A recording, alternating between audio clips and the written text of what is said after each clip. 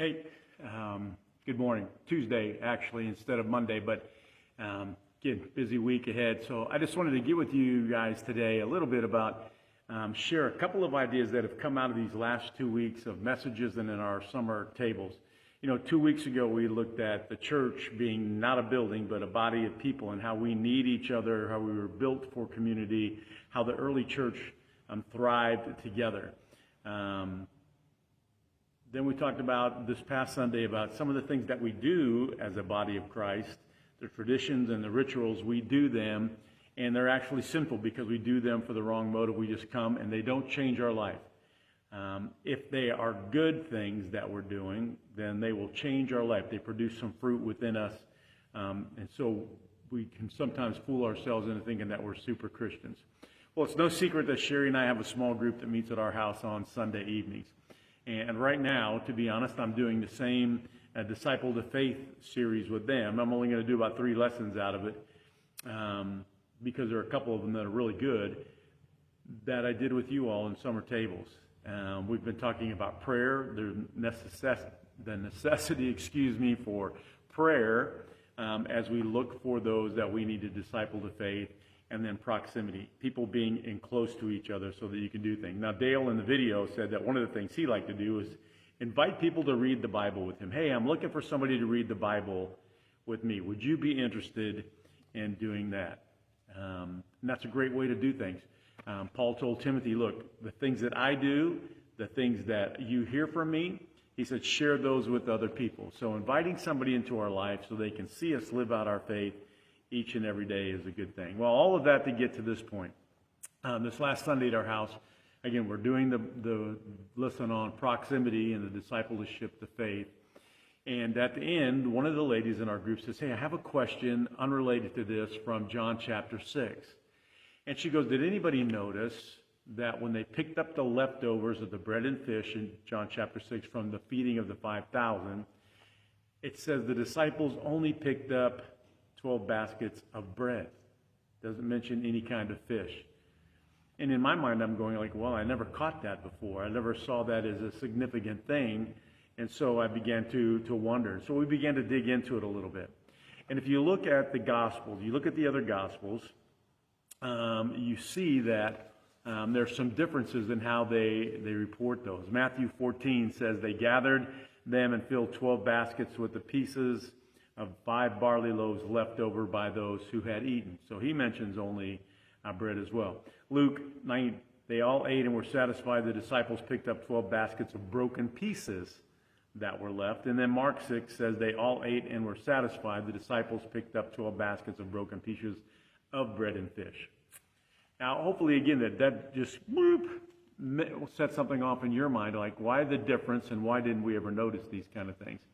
Well, if you go back to John's Gospel, chapter 6, and then go down a little bit, continue to read past, you will find that he begins to talk about, in verse 31, the bread of life. The people had asked Jesus for a sign. They said, hey, we want a sign. We want to have a sign from you that we want to believe in you. And he had just fed all the people, and most of them came to the other side of the lake. And they said, hey, look, Moses gave the people manna in the desert to believe in them. And Jesus says, whoa, no, Moses didn't give them the bread. God gave them the bread. And now God has sent you bread from heaven that brings life. And he says, I am the bread of life. See, that's where John was going this whole time. He knew as he was writing this out that he had seen that miracle and then heard Jesus teach about this bread of life. And so he wasn't concerned about the fish because he knew there was this great teaching moment coming up. And so that's where John goes with it. Now, there's also a thing, if we look at Mark's gospel, why did Mark's gospel mention fish and bread? Well, who is the source for Mark's gospel? Peter.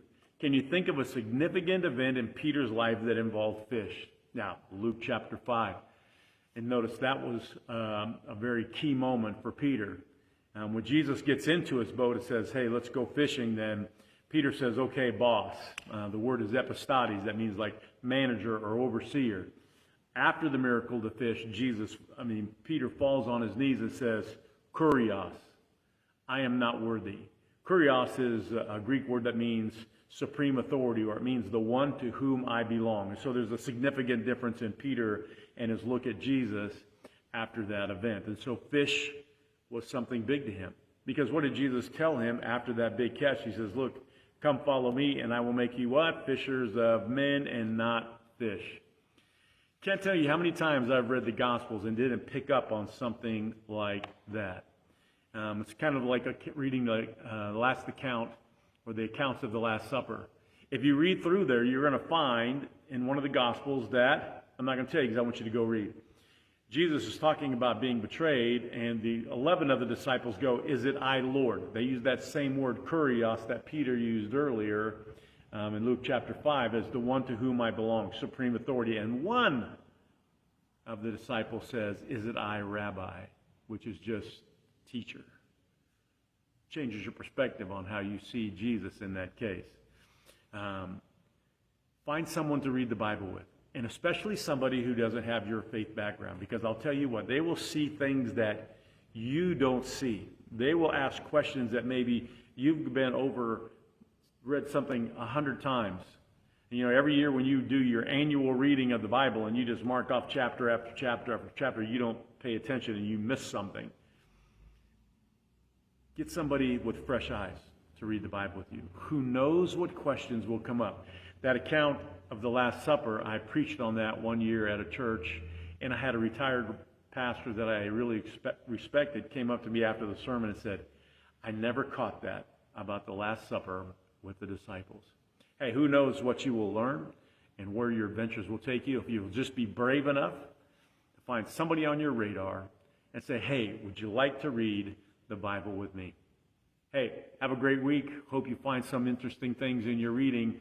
And if you do, don't just stop there. Do a little work. Dig in. Answer those curious questions and see what God might reveal to you. Have a great week.